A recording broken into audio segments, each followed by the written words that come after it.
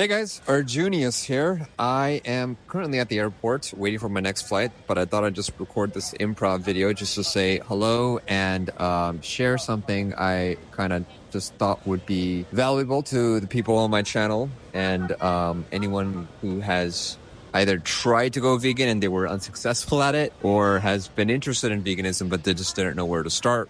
In terms of traveling specifically, right? So I had an interesting story just at the airport now where I was trying to order a meal, and the meal's name was sesame soy chicken wings. Right? It was a type of wings, and it just said sesame soy chicken. So I was like trying to make sure this is soy chicken, right? And they're like, yes, this is soy chicken. And there's, a language barrier because they couldn't really understand what exactly I was saying. But I mean, it sounded like they were saying soy chicken. It sounded like they were saying, yes, it is made out of soy chicken. So I was trying to confirm this is made out of soy. And they're like, yes, this is made out of soy chicken. And then the other person behind her said, yes, chicken soy. I said soy chicken. Now she's saying chicken soy. And then I'm like, what do you mean chicken soy? And she's like, chicken soy sesame chicken. I'm like, dude, what the fuck?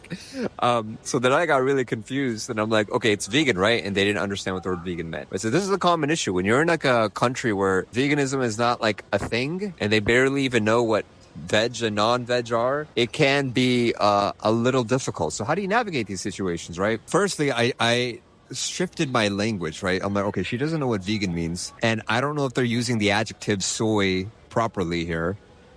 So then I started saying meat, and then they're like, yes, meat. I'm like, me, no meat. I'm like, oh, no beef. I'm like, no meat. I'm like, why did you say no beef? Like, oh, she probably thinks I'm Indian, I'm Hindu, or I can't eat beef. And she's like, chicken. I'm like, yeah, I know it's the chicken, the chicken wings, but like, is it vegan chicken or is it soy chicken? So there's this whole communication. And long story short, I would come to find that the sauce had soy in it, but it was real chicken. So they would call it like a sesame soy, as if that's the sauce that's glazed on this chicken. So I almost had it. I almost ordered it, but then like I was able to deduce by shifting my language to figure out that this is actually not vegan, right? So it can be difficult, I eventually would be able to communicate with them. I just got Google Translate, to be honest, which I should have done in the beginning. But then I got Google Translate, and then they pointed me in the direction of where I could find actual vegan food. I was able to get a nice bowl with sushi rice, avocado, radish, carrot, tofu, edamame, and sesame seeds, and a little bit of salad and corn. So it was really good. All you really have to do is shift your language, and you will be able to get what you want. And it's not just with veganism, it's with everything, right? And there's options really everywhere. As long as you're not in like the third world where, it's a war zone, like you will be able to find vegan options pretty much anywhere. You can always consult a plant-based friendly app based on where you're staying and look at all the nearby options that you have so you're pre-planned ahead of time. It's like a little bit of work, but it's just so much better for you. And that's how we are going to be able to collectively shape a future with much more vegan options. Because my thing is, I very aggressively think that if you're going out with your friends, if you're traveling by yourself in a place that you're not familiar with, you should not compromise your needs to please society or please other people or please the circumstances. You can always find a way to create something. It might not be ideal food, but you might just need like some, maybe you just need some bread and salad and some fruits just to get you going, just to get you some calories for the day. But it's not like you're going to die and go nutrient deficient just because of one random meal that you found that was not so great. I hate the idea of being this mindless, animalistic consumption machine that just eats whatever is in front of them. I like the idea of having some discipline to not eat or to eat something that agrees with the commitment that you have already created. And you can always pack some snacks ahead of time. It's really not that hard. Like people always do this, but they pretend like when you're going vegan, you're not allowed to pack any food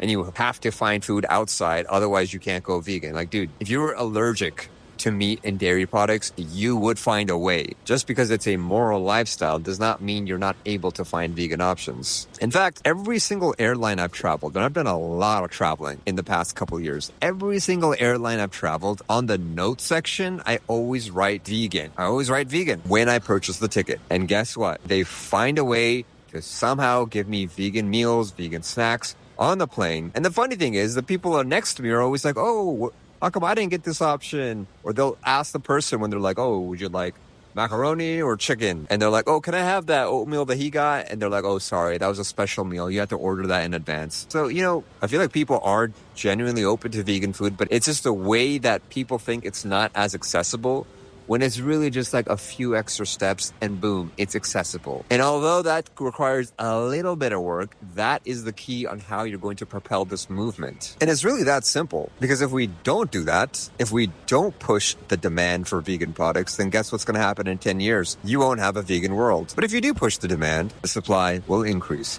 Simple economics. So that's just something to keep in mind when you are traveling. Yeah, it might be a little inconvenient to find these options because you have to put a little bit more work with planning your itinerary. But it's good to think about the bigger picture and how you are creating the demand internationally and getting people to realize that some people are so disciplined that they will not consume a single bite of the food that they are selling because it's not vegan. And I think that in itself is a statement, because these people do talk about this. When a waiter or waitress sees that, they do go and talk to their manager about how there was there was this one dude that came in and he refused to eat anything because it had animal products in it. He refused to compromise. So maybe we should consider adding a vegan option for people like this, for people that are strictly vegan. Anyways, hope you enjoyed this little improvised TED Talk in this airport. And big shout out to all the patrons that have been supporting me. I know I haven't been posting much long form content because short form content is like really trending right now. So I've been really doubling down on that.